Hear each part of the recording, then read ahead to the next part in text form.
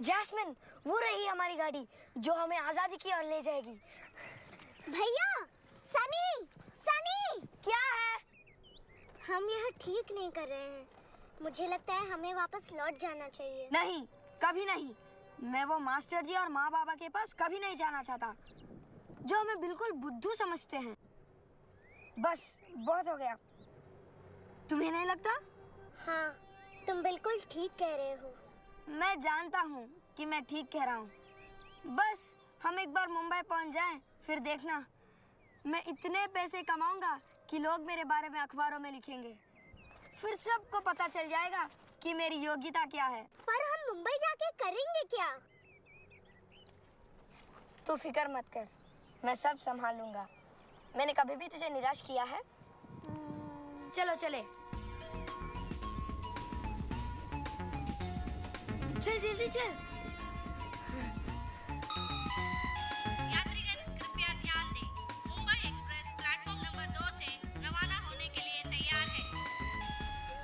यात्रीगण कृपया ध्यान दें, मुंबई एक्सप्रेस प्लेटफॉर्म नंबर 2 से रवाना होने के लिए तैयार है। साहब, इसकी एंट्री कर दीजिए। ये नंबर है नहीं है, देख लीजिए और नाम की एंट्री कर माफ दीजिए। कीजिए सर, क्या आप जानते हैं प्लेटफॉर्म नंबर 2 पर कहाँ से जाते हैं? हाँ जरूर, ये सीढ़ियाँ ले लो, ऊपर जाकर राइट लेकर फिर सीढ़ियाँ उतर जाना। तुम्हारे माता पिता कहाँ हैं?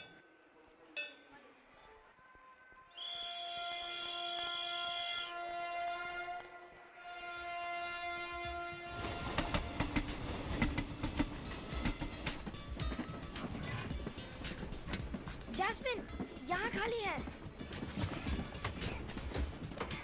इतनी तेज गाड़ी, इतनी तेज चल रही है। तो थोड़ी ही देर में जैस्मिन! पहुंच जाएंगे। जैस्मिन, जैस्मिन, तुम ठीक तो हो? जैस,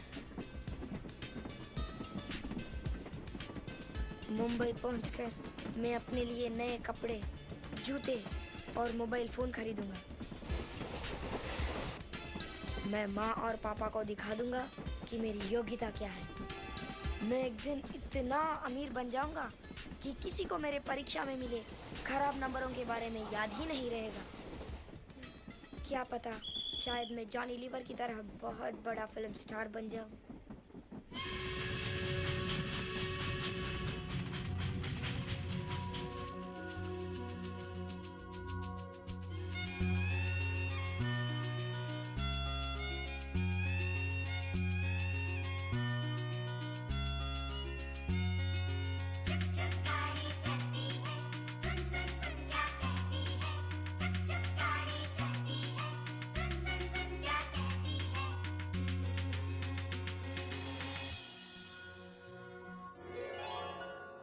तू जो देखता है तेरा सपना नहीं है, तू जो मांगता है तेरा अपना ही तो है।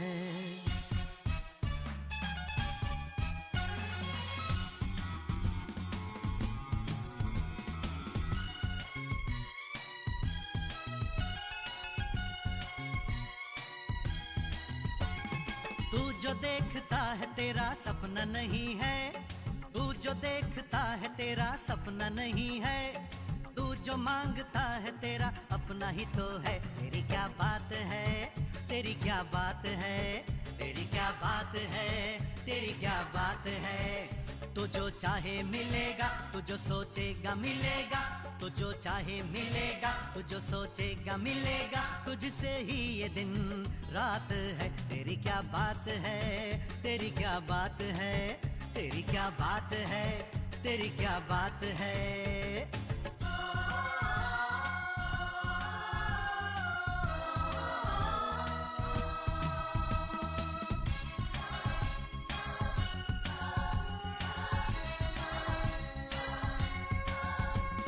तुझसे मिलने के लिए दुनिया होगी बेचैन, तेरी एक झलक के लिए तरसेंगे नैन। अरे तुझसे मिलने के लिए दुनिया होगी बेचैन, तेरी एक झलक के लिए तरसेंगे नैन। मम्मी पापा तुझसे कहेंगे तू उनकी जान, बड़ा होकर तू बनेगा उनकी पहचान। तेरी क्या बात है, तेरी क्या बात है, तुझे सब प्यार करेंगे क्योंकि तू बिंदास है। तेरी क्या बात है, तेरी क्या बात है, तेरी क्या बात है, तेरी क्या बात है। भैया उठिए, भैया मुझे भूख लगी है, भैया उठिए, भैया उठ।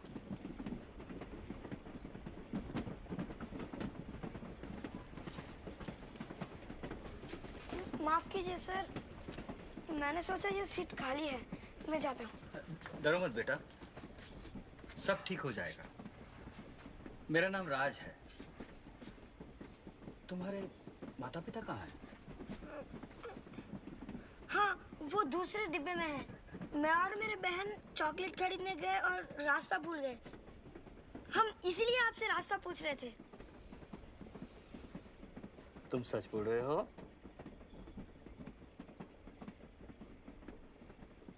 घबराओ मत बेटा, मुझ पर विश्वास करो। मुझे तुम्हारी पूरी कहानी सुननी है। इस बार सब सच सच बताओ।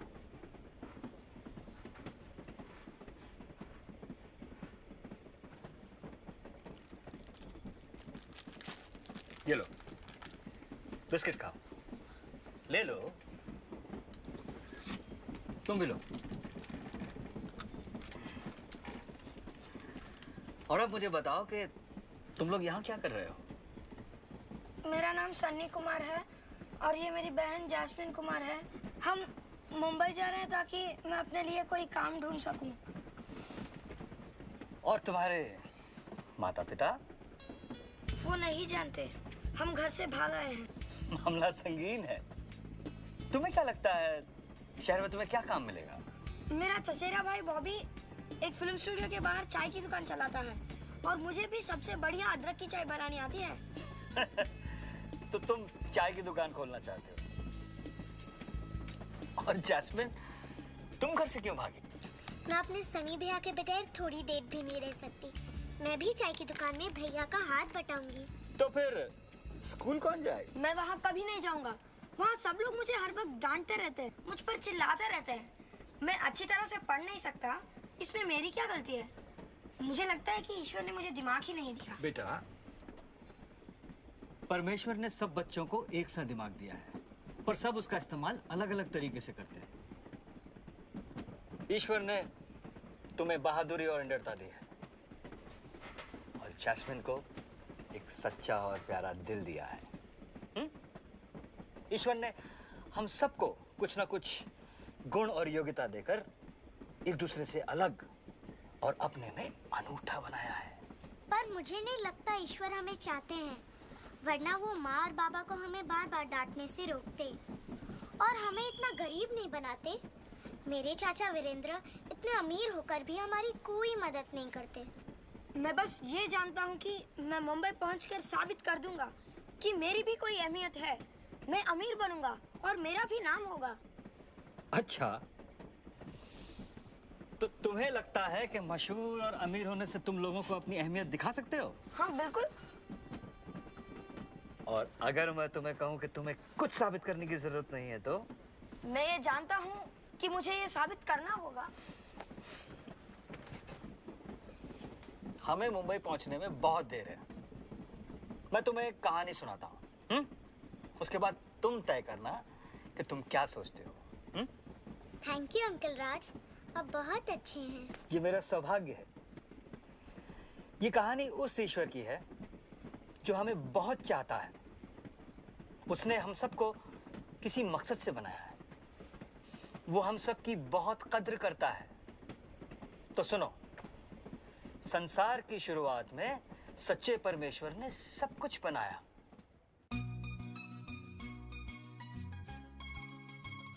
उसने ब्रह्मांड की रचना की।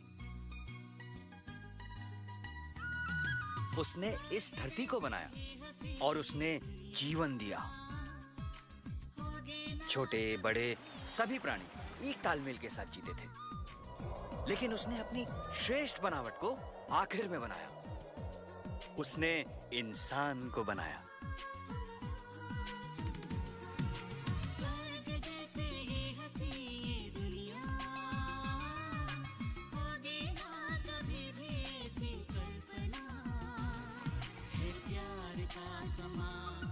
हमें बनाया ताकि हम उसके साथ दोस्ती कर सकें।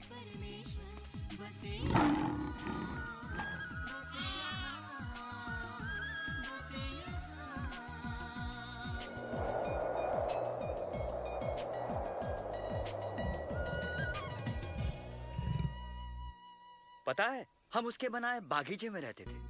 सब कुछ बहुत ही सुंदर था तब तक, जब तक कि आदम और हव्वा ने ईश्वर की आज्ञा का उल्लंघन नहीं किया। तुमने उस पेड़ का फल खाने के बारे में कभी सोचा है? वही जिसे परमेश्वर ने खाने से मना किया है। क्या ये सब खाने के लिए काफी नहीं है, पर बस जानना चाहती थी कि उसका स्वाद कैसा है।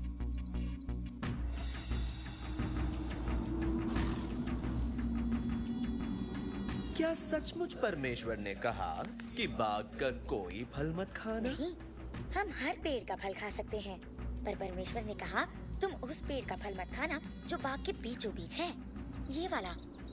और तुम उसे छूना भी मत, वरना मर जाओगे। तुम मरोगे नहीं।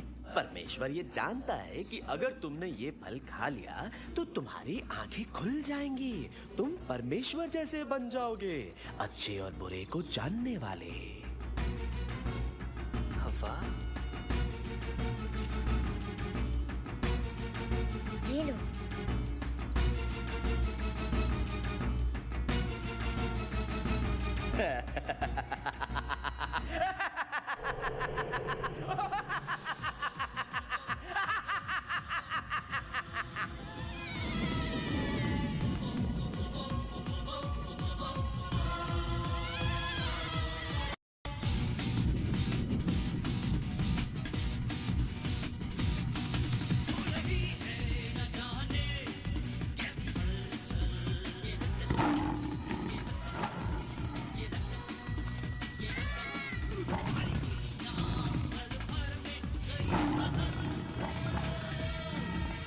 ईश्वर की आज्ञा का उल्लंघन करने की वजह से हम उससे दूर हो गए।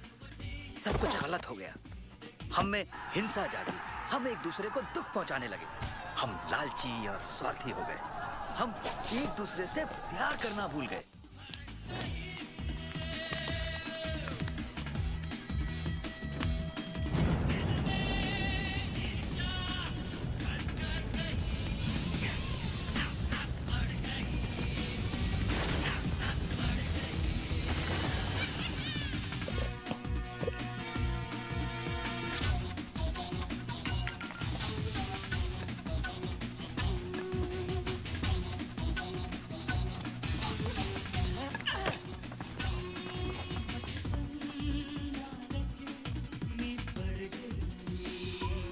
पर ईश्वर हमें इतना प्यार करते हैं कि वो हमें उनकी ओर वापस ले जाना चाहते थे। इसीलिए उन्होंने अपने बेटे को भेजा, जिसका नाम था यीशु।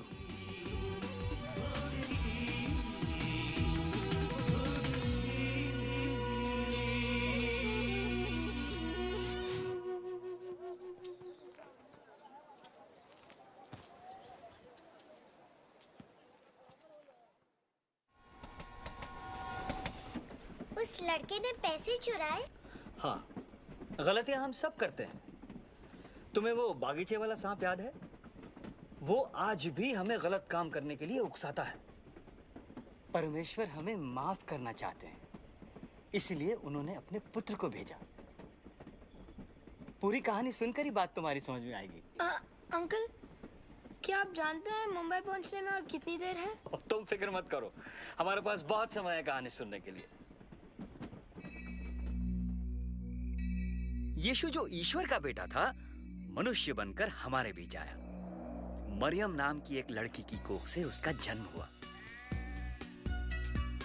मरियम और उसके पति यूसुफ ने यीशु को अपने बेटे की तरह पाला।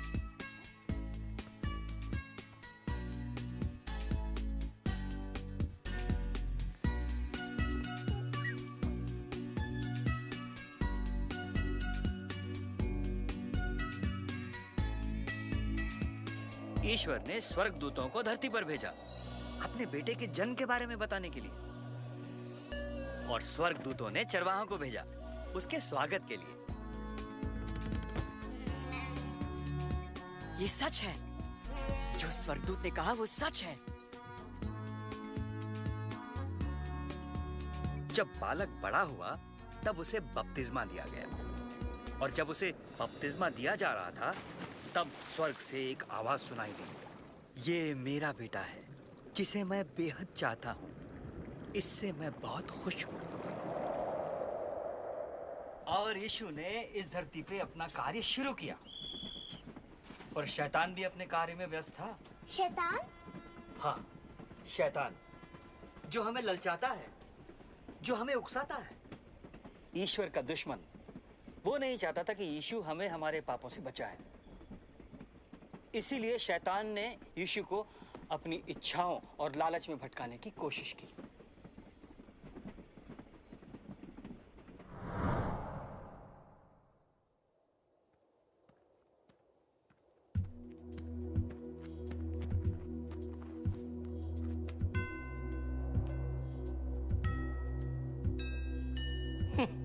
परमेश्वर का बेटा 40 दिन बिना खाए, उपवास और प्रार्थना। ये कोई परीक्षा है? तुम्हारे पिता का हुक्म है?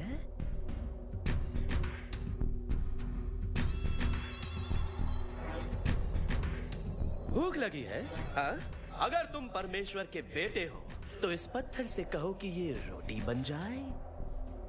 ये लिखा है कि मनुष्य सिर्फ रोटी से ही नहीं बल्कि परमेश्वर के मुख से निकले वचनों से जीवित रहेगा।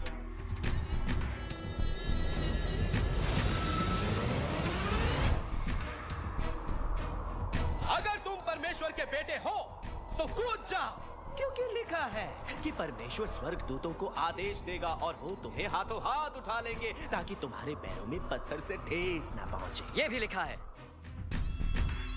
परमेश्वर की परीक्षा लेने की कोशिश मत करना।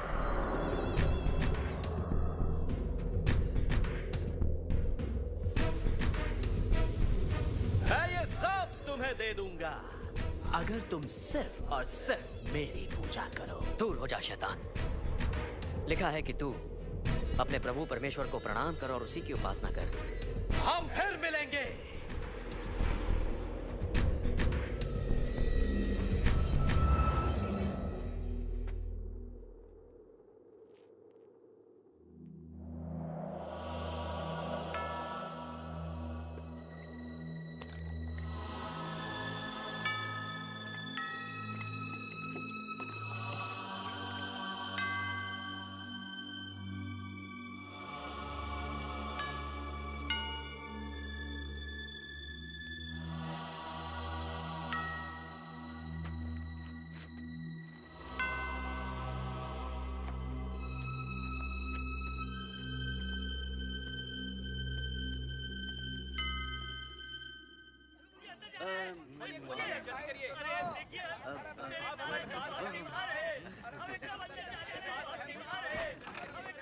मैं देख सकता हूँ, यीशु ने मेरी आंखें ठीक की। मैं सब देख सकता हूँ। मैं अंधा था पर अब देख सकता हूँ। अब कल आना।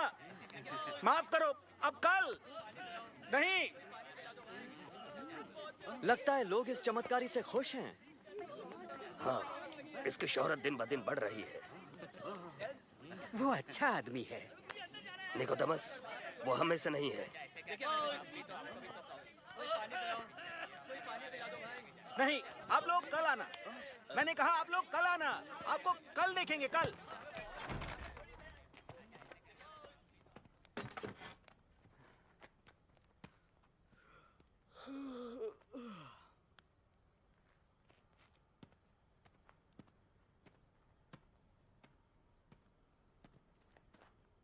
शुक्रिया यूहन्ना।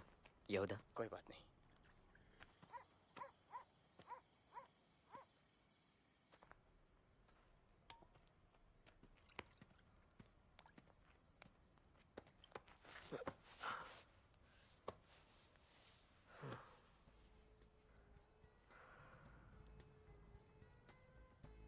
यीशु, यीशु, यीशु।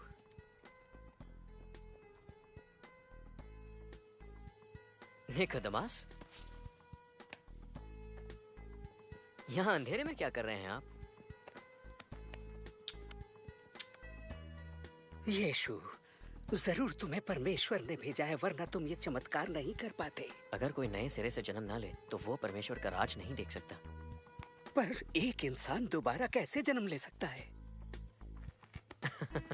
सुनिए, लोग बच्चे के शरीर को जन्म देते हैं, पर सिर्फ परमेश्वर की दी हुई आत्मा उसमें जान डाल सकती है। पर ये कैसे हो सकता है?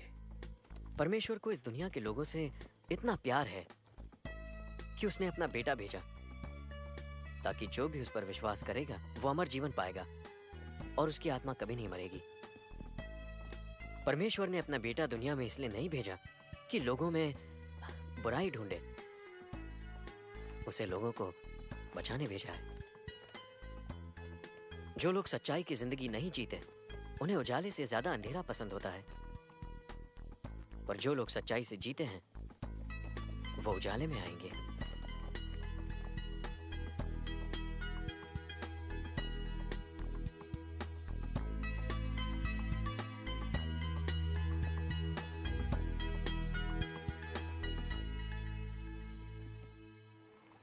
कहा जाता है कि पड़ोसी से प्यार करो और दुश्मन से नफरत। मैं कहता हूं कि दुश्मन से प्यार करो और जो तुमसे नफरत करते हैं उनका भला करो। जो तुम्हें बुरा कहे उसके लिए प्रार्थना करो और जो तुम पर जुल्म करे उसके लिए दया मांगो। तब तुम अपने स्वर्ग में रहने वाले परम पिता जैसे बन सकोगे। वो सूरज को भले और बुरे दोनों के लिए उगाता है। यहूदा, भले और बुरे मैं समझा था वो मसीहा बनेगा, रोमन शासकों को खत्म करेगा, एक क्रांति लाएगा, सिर्फ बातें नहीं करेगा, खास करके दुश्मनों से प्यार करने की बातें। अगर तुम सिर्फ उन्हें चाहो जो तुम्हें चाहते हैं तो क्या परमेश्वर तुमसे खुश होगा? सुना है ये लोगों को ठीक कर देते हैं। साहूकार भी अपने दोस्तों से प्यार करते हैं। उम्मीदें मत रखो, तुम्हारे भाई को ठीक करने के लिए ज्यादा गुणी आदमी चाहिए। भी करते हैं। ये बात दिमाग से निकाल दो।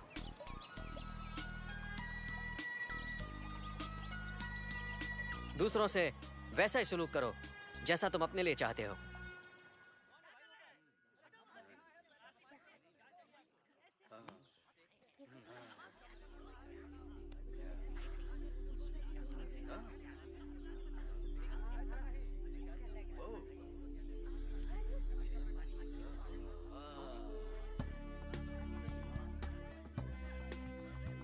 ये आदमी मुसीबत है, ये खुद को परमेश्वर समझता है। याकूब, कोई बात नहीं, आज लोग हमारे बजाय इसकी बात सुन रहे हैं। ये वक्त गुजर जाएगा।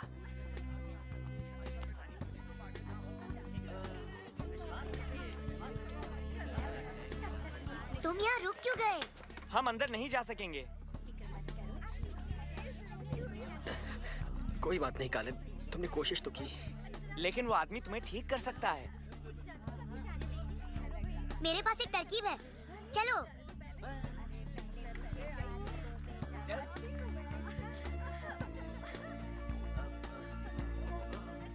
मेरा बच्चा ठीक हो गया। शुक्रिया, शुक्रिया यीशु।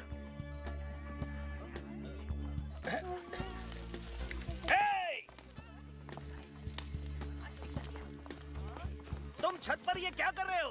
कोई बात नहीं पतरस, देखो।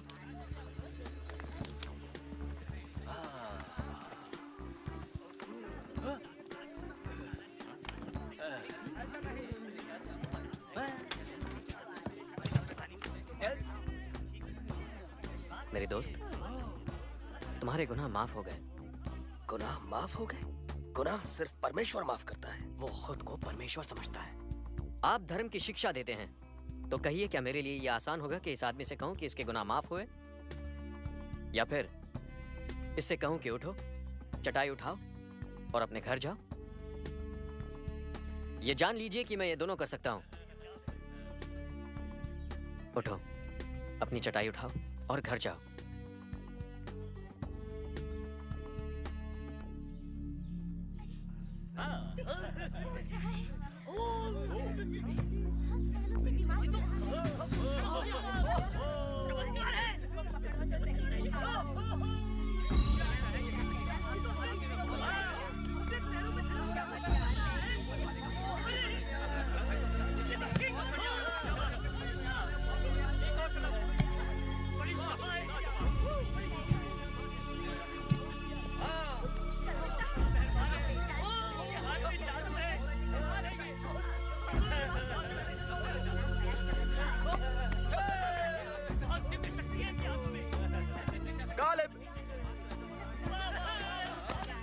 विश्वास नहीं हो रहा, कितना अच्छा लग रहा है, कमाल हो गया।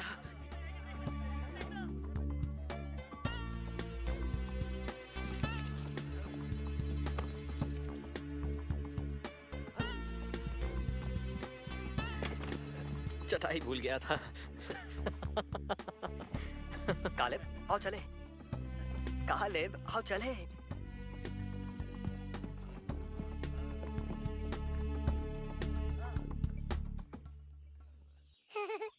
वो हमें नीचा दिखा रहा है। इस बार मैं तुमसे सहमत हूँ याकूब। हमें इससे छुटकारा पाना होगा। छुटकारा पाने से क्या मतलब? मेरा मतलब है कि हम उसे हटा देंगे हमेशा के लिए। अच्छा, हाँ, मैं मतलब समझ गया। अरे रुको तो। माँ कितनी खुश होगी। मैं अंदर जाकर उन्हें हैरान कर दूंगा।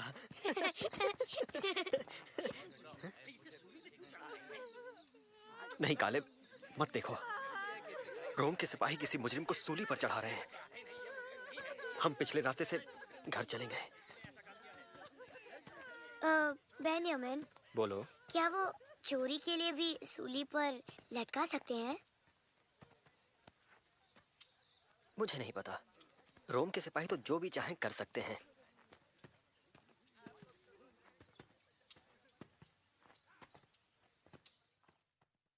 ओह हाँ, मैं आज सुबह ही लौटा। अरे सुनो, यीशु ने मुझे जो शक्ति दी थी उससे एक अंधा देखने लगा। हाँ, और मेरे जरिए एक छोटी लड़की चलने लगी। हाँ, मरियम और मार्था को देखकर खुशी हुई। यीशु, मेरे बेटे पर दया करो। आपके शिष्यों ने बहुत कोशिश की पर वो उसे ठीक नहीं कर पाए। उसे मेरे पास लाइए।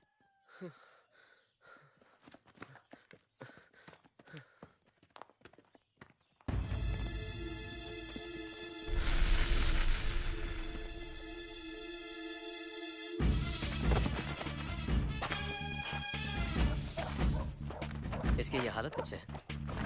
ये हालत तो इसकी बचपन से ही है। शैतान कभी इसे आग में तो कभी पानी में फेंक देता है। यीशु, दया करो, हो सके तो इसे ठीक कर दो। हो सके तो? जो विश्वास रखते हैं वो कुछ भी कर सकते हैं। मुझे विश्वास है, पर उसे मजबूत करने में मेरी मदद कीजिए।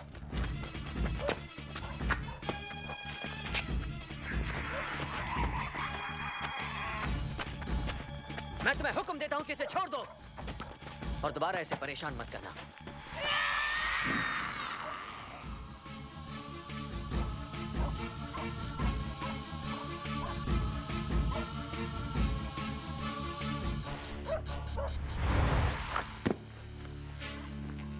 ये लड़का मर गया। मुझे नहीं लगता। उठेगा क्या? ये क्या हो रहा है? चमत्कार है! चमत्कार हो गया! कैसे हो गया? बाबा, मेरे बेटे, मेरा बेटा।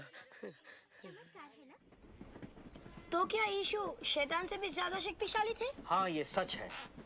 यीशु की शक्ति अपार है। वो हम सबसे प्यार करते हैं। वो हमें मुक्ति दिलाना चाहते हैं, ठीक उस छोटे लड़के की तरह। पर हर कोई यीशु को पसंद नहीं करता था। कुछ लोग यीशु को बहुत बड़ा संकट मानने लगे थे और इसीलिए उन्होंने यीशु के खिलाफ षड्यंत्र रचना शुरू कर दिया। पर यीशु ने दूसरों के विचारों से अपना कार्य प्रभावित होने नहीं दिया, क्योंकि वो जानते थे वो कौन है और इसीलिए वो किसी का भी सामना कर सकते थे।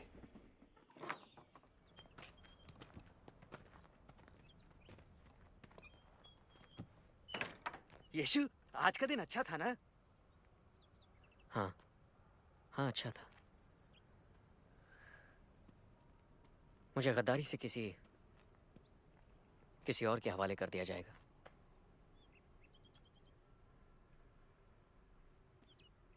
और वो मुझे मार देंगे। पर मौत के तीसरे दिन मैं फिर जिंदा हो जाऊंगा।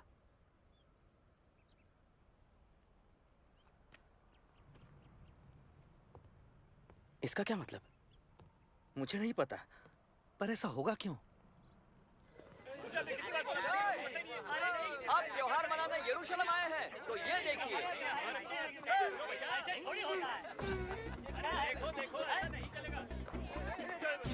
मैं कहता हूँ मुसीबत बढ़ने से पहले उसे मार देना चाहिए। हमें रुकना चाहिए, इतनी जल्दबाजी अच्छी नहीं। नहीं, अभी बहुत इंतजार कर चुके। हम किसी को ऐसे ही नहीं मार सकते। और कोई रास्ता नहीं।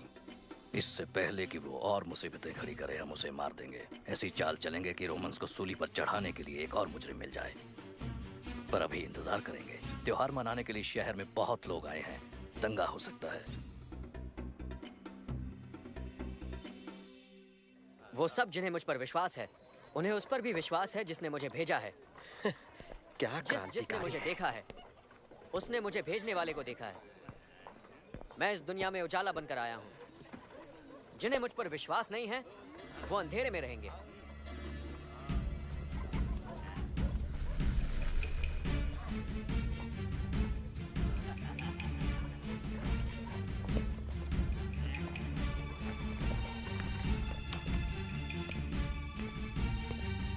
यीशु का चेला और यहाँ क्या सेवा करें हम तुम्हारी? मुझे कितने पैसे दोगे अगर मैं यीशु को तुम्हारे हवाले कर दूं? तुम कर सकोगे?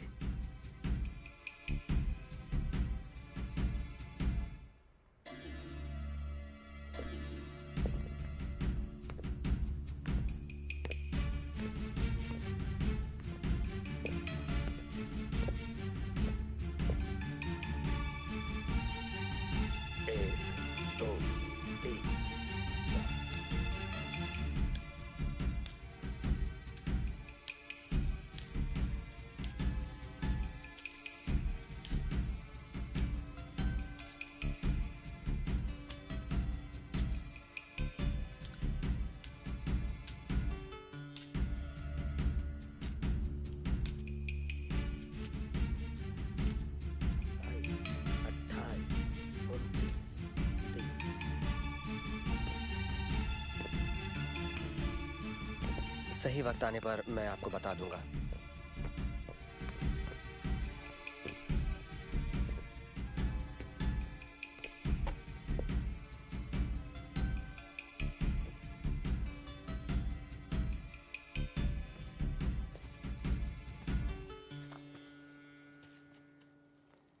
पतरस, याकूब, योहान, आओ। तुम यहीं रुको।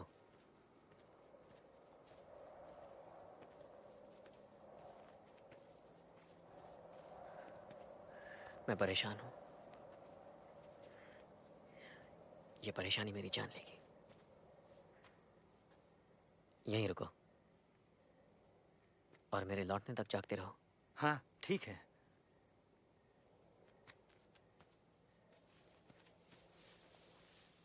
ये सब हो क्या रहा है? मुझे नहीं पता, पर मैंने उन्हें इतना परेशान पहले कभी नहीं देखा।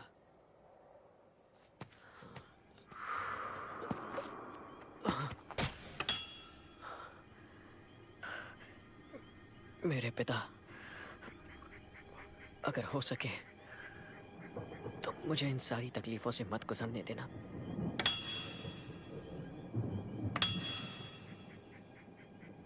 वही करना जो आप चाहते हैं, ना कि जो मैं चाहता हूं।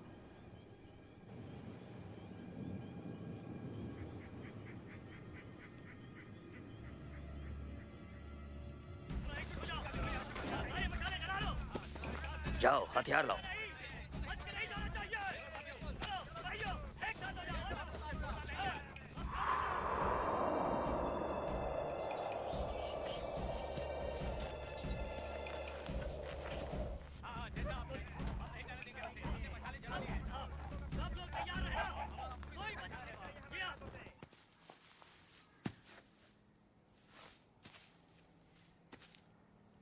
मेरे लौटने तक तुम लोग जाग नहीं सकते थे? हम यीशु को कैसे पहचानेंगे? किसी को आगे भेजना चाहिए जो इशारे से हमें बता दे कि यीशु कौन है। नहीं, मैं जिसका गाल चूमूंगा वो ही यीशु होगा। वक्त आ गया है मुझे हवाले किए जाने का। उठो। मुझसे गद्दारी करने वाला यहाँ आ चुका है।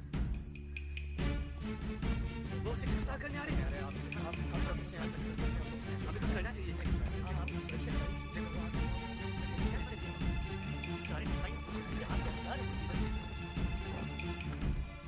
किसकी तलाश है तुम्हें? नाजरत वाले यीशु की। वो मैं हूं।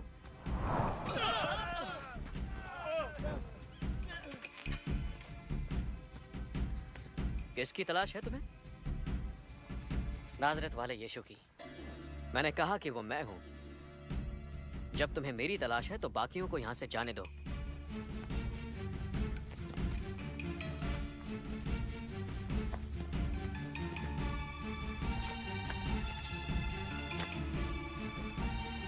कैसे हैं यीशु? क्या मुझे चूम कर धोखा दोगे?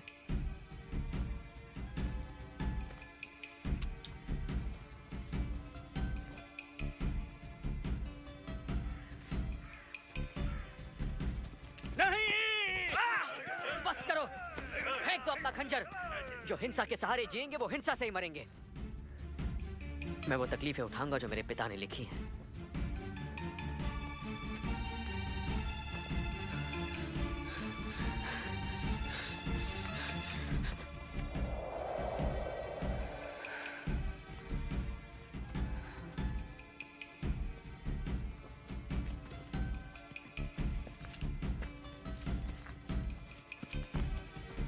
यीशु, कुछ करो, रोको उन्हें।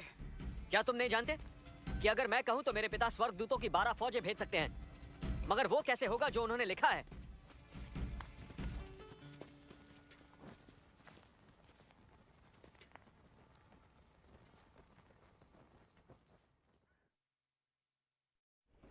पर यीशु ने तो कुछ गलत नहीं किया था, फिर उन्होंने यीशु को सजा क्यों दी? मुझे तो लगा कि यीशु बहुत शक्तिशाली थे, पर उन्होंने उनको रोका क्यों नहीं? यीशु शक्तिशाली हैं, पर उन्होंने अपनी शक्ति का इस्तेमाल अपने लिए नहीं किया।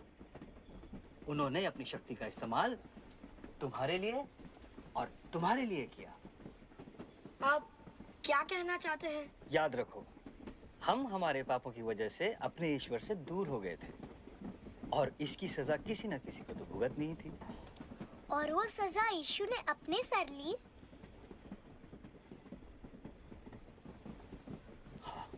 तो उन्होंने कैसे सजा पाई? उन दिनों लोगों को क्रूज पे चढ़ा के मारा जाता था। और उन्होंने यीशु के साथ भी यही किया।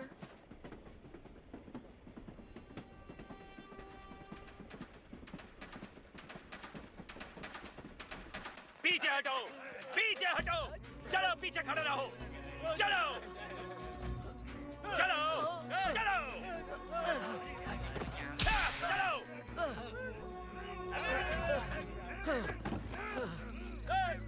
तुम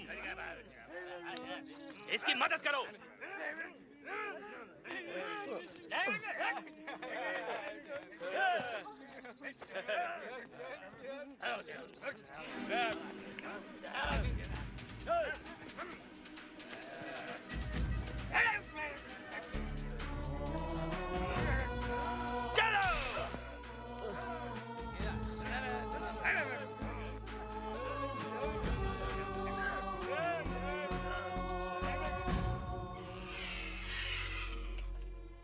पहले इन 2 चोरों को ले लो और इस यीशु को आखिर में रखना।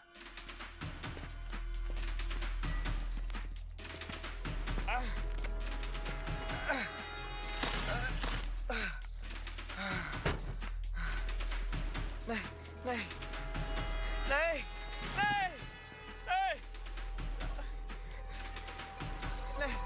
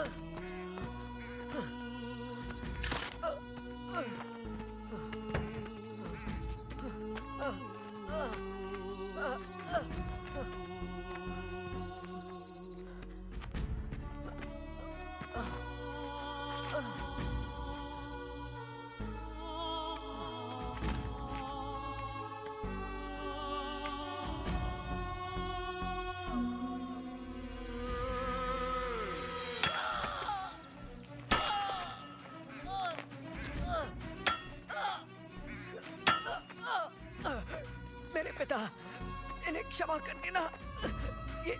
ये नहीं जानते ये क्या कर रहे हैं।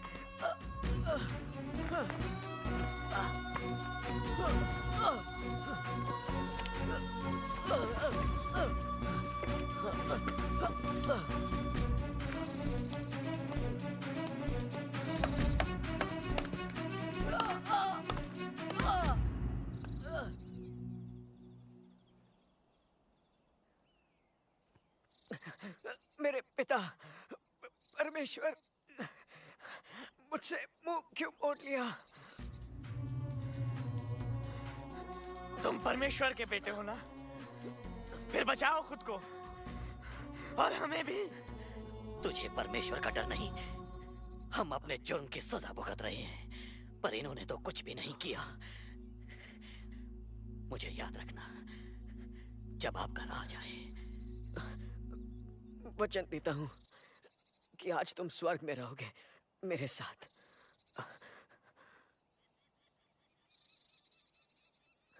सब कुछ हो चुका है मेरे पिता। मैं खुद को आपके हवाले करता हूँ।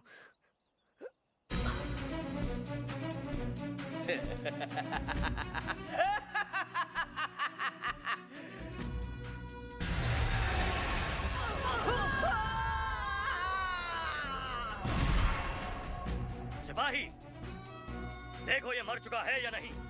जी।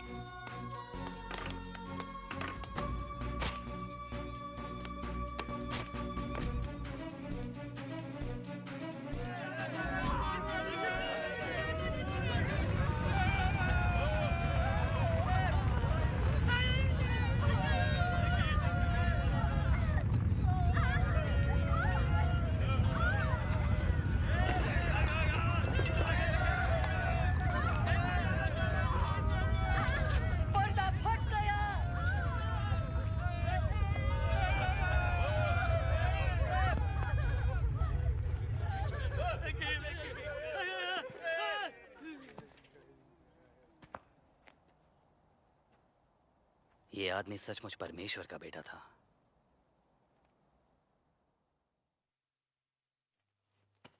यह पायलट की अनुमति है शरीर लेने के लिए।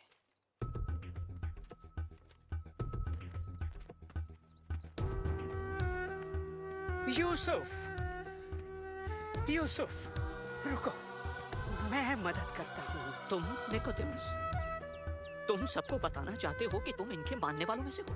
वो मेरे साथ जो भी सुलूक करे, मुझे परवाह नहीं।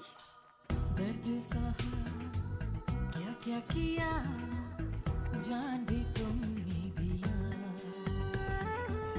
दर्द सहा, क्या क्या किया, जान भी तुमने दिया। देखते रह गए हम, कुछ भी ना कर सके हम। हो गई कैसी खता।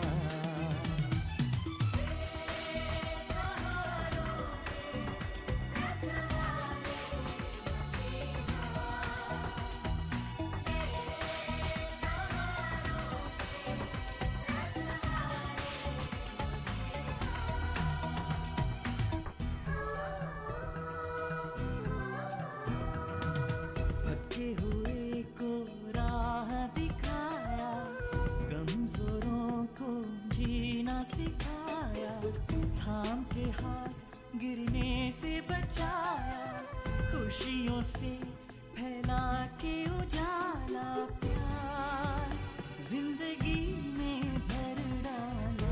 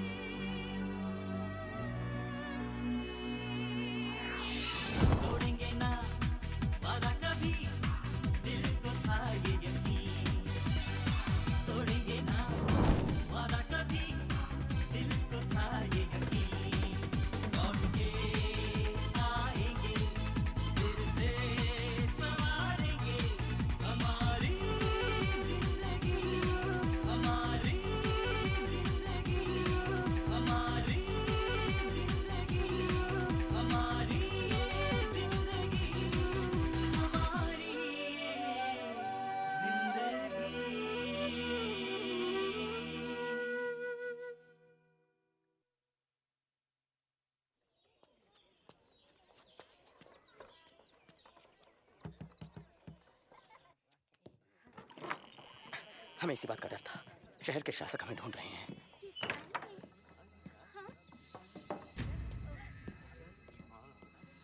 मैं कब्र पर गई थी। वहाँ वो पत्थर हटा हुआ था।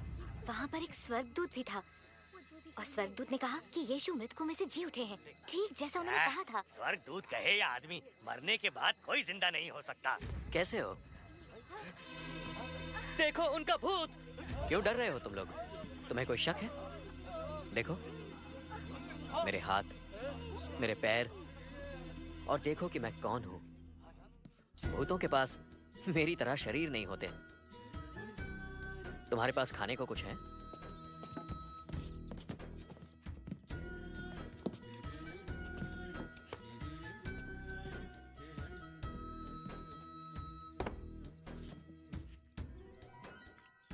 देखो, भूत मछली नहीं खाते। ये सब क्यों हुआ? और आप जिंदा कैसे हैं? धर्मशास्त्र में लिखा था कि मैं दुख उठाऊंगा और 3 दिन बाद मृतकों में से जी उठूंगा।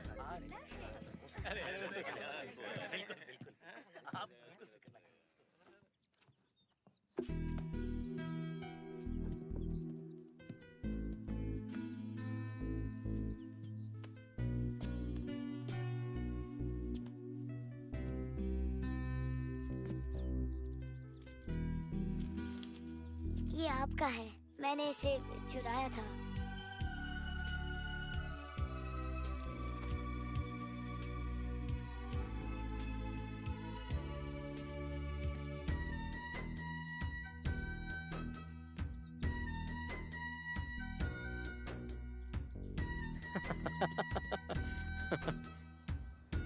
ये भी लिखा है कि चारों तरफ हर एक से ये कह दो कि जो भी मुझे अपनाएगा उसकी आत्मा कभी नहीं मरेगी, वो मेरे साथ स्वर्ग में रहेगा। इसलिए जाओ और सारी जातियों के लोगों को मेरी शिक्षा बताओ। उन्हें परम पिता, पुत्र और पवित्र आत्मा के नाम से बपतिस्मा दो। उन्हें वो सब बातें मानना सिखाओ जिनका मैंने तुम्हें आदेश दिया है। मैं हमेशा तुम्हारे साथ रहूंगा, इस दुनिया का अंत होने तक।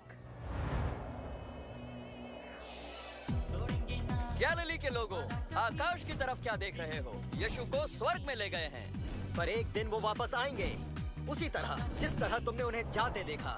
रुको।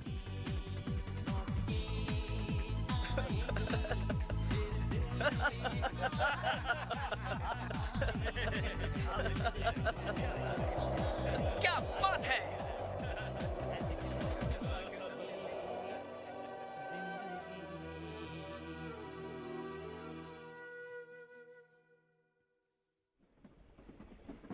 तो तुमने देखा, यीशु ने अपनी जान दे दी, क्योंकि तुम दोनों उनके लिए बहुत कीमती हो। मेरी और तुम्हारी सजा उन्होंने अपने सर ले ली। एक यही रास्ता था हमें अपने ईश्वर से वापस मिलवाने का। पर वो मरे नहीं, वो फिर से जी उठे हैं। वो मौत से भी ज्यादा शक्तिशाली हैं। यीशु एक जीवित परमेश्वर है। वो आज भी हमारे बीच जिंदा है। हम मुंबई के करीब हैं। सनी, क्या तुम मशहूर और अमीर बनने के लिए तैयार हो? मैं अभी आया।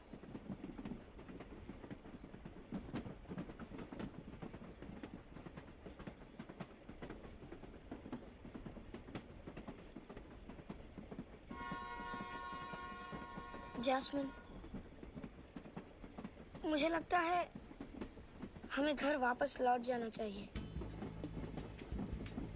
अंकल से कहानी सुनने के बाद मैं जान गया हूँ कि यीशु हमसे प्यार करते हैं।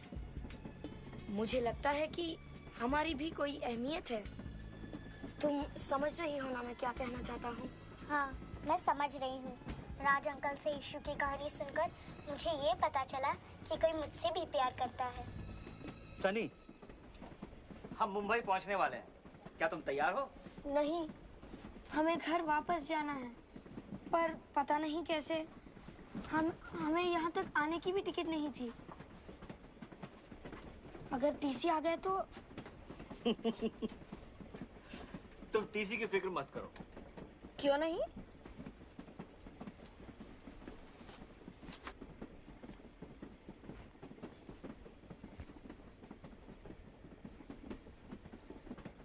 मैं ही टीसी हूँ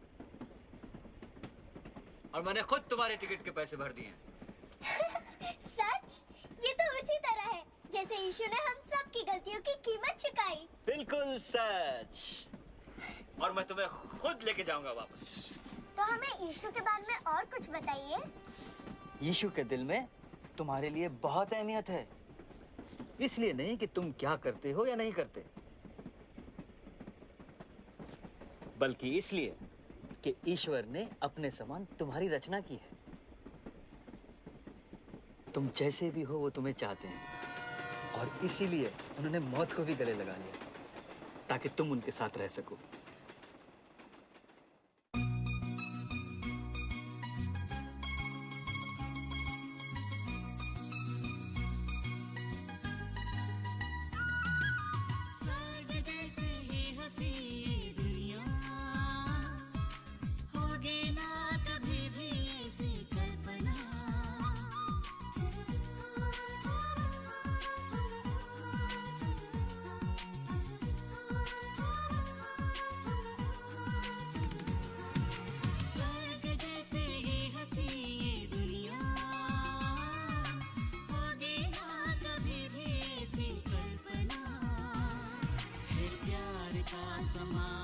देखो चाहे जहां हर शय में परमेश्वर बसे।